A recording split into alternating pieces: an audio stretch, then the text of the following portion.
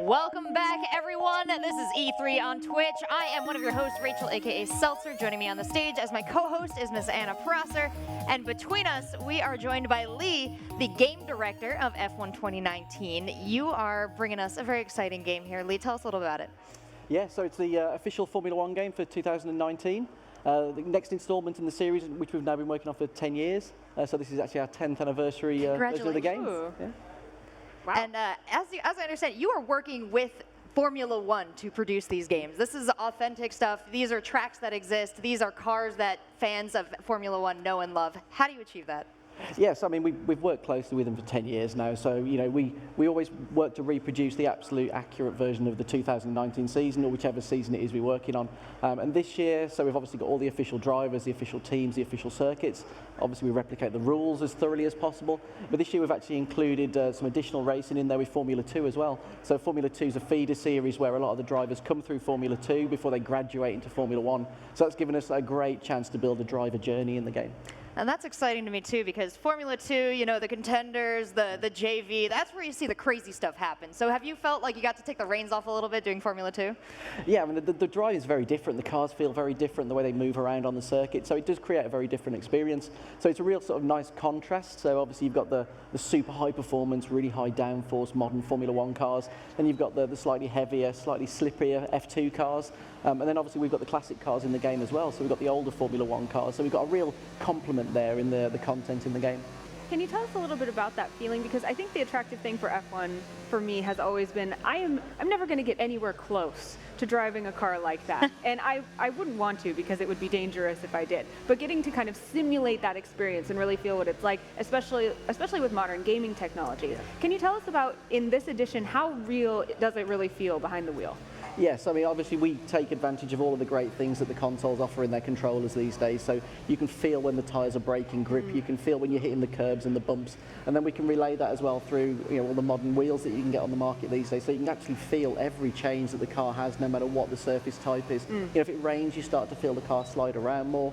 And it's also, we extend that to motion platforms as well. So, you know, if you're somebody who's got the cash to spend on a motion platform, right, you can really experience being thrown around in a Formula 1 car. Can you tell us a little bit about how you translate those experiences? Because when I hear you can feel the car slip on the rain, I can imagine that feeling really well, but thinking about translating it to a controller or to a motion platform is, I'm sure that I could feel it, but how do you go about translating that feeling into like the technology that you're using? Yeah, so I mean, it starts out really with the physics in the game. So obviously that's really tight. The physics works, you know, really well. So as the tyre starts to slip on the surface, we get that information through that, which is then translated through the force feedback system. So for example, as soon as the tyre starts to slip, even the slightest slip, that starts to rumble the motors and the controllers just a little, and then that can build up. So it's all very tactile feedback. Yeah. So you can tell exactly what the car's doing through your hands, or, you know, through your feet if you've got force feedback pedals, for example. It's so cool. Another big feature of the immersion is the visuals too. So can you tell me a little bit about what we're going to be seeing as far as, you told us these are tracks that exist, but are we going to see weather effects? Are we going to see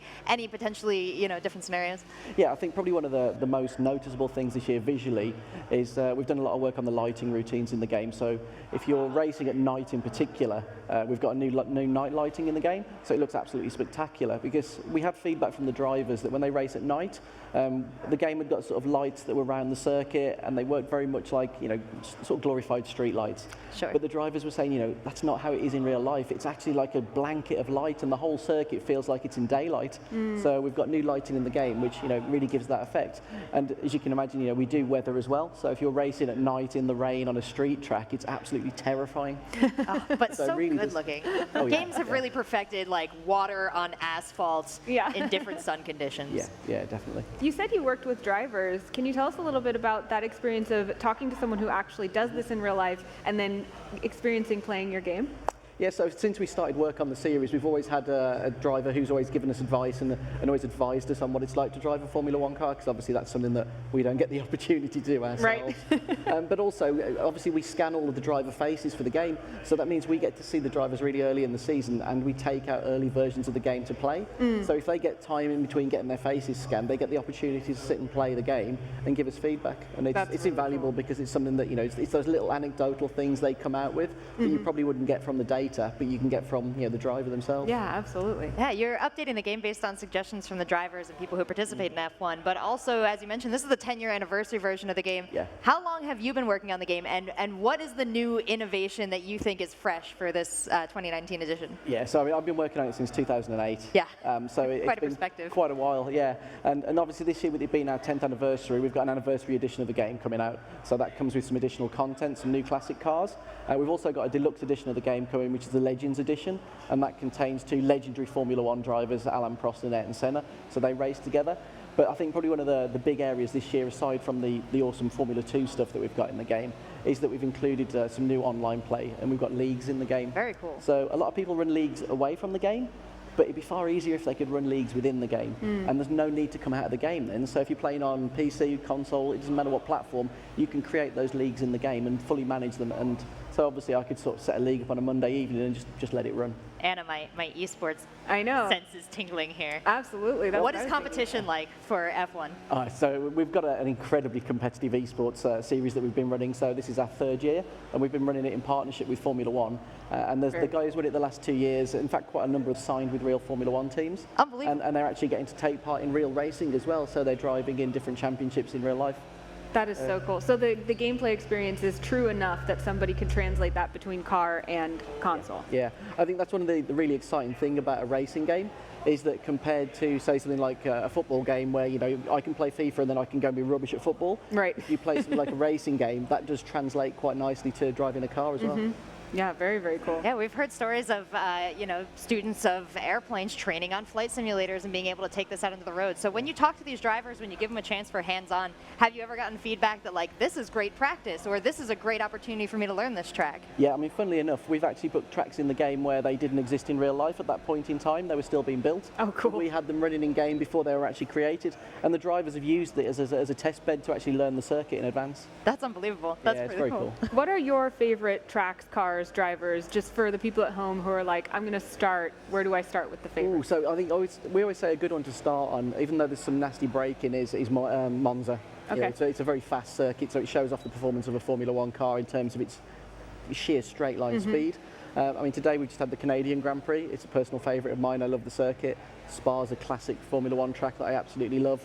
And in car-wise this year, I've been enjoying driving the new car that we've put in for Ayrton Senna, the McLaren from 1990. That's a really nice car to drive. Cool. Yeah, you mentioned some of those classic cars are. Who are they serving? Are they the people that have been playing for 10 years and they want to play these in a new way, or are they people who are fans of Formula One? Tell us a little bit about the classics. I think it's a mixture of both. I mean, there's certainly a degree that Formula One fans are very educated and they've probably been following the sport for some time. So they really do, look back at those eras and think, oh, this was a great period in Formula One, and now things have changed to this. And it's a great way to compare, how the sport's changed in the last, say, I think 30 years roughly we cover with the cars. So it's really exciting that they get to experience that. But also, it shows the people who may be new to Formula One what the sport was like previously as well. Cool. Where does the community for Formula One 2019 and the previous iterations of the game live? You mentioned a high competitive community for people who want to get involved, who want to level up their gameplay. Where do they go?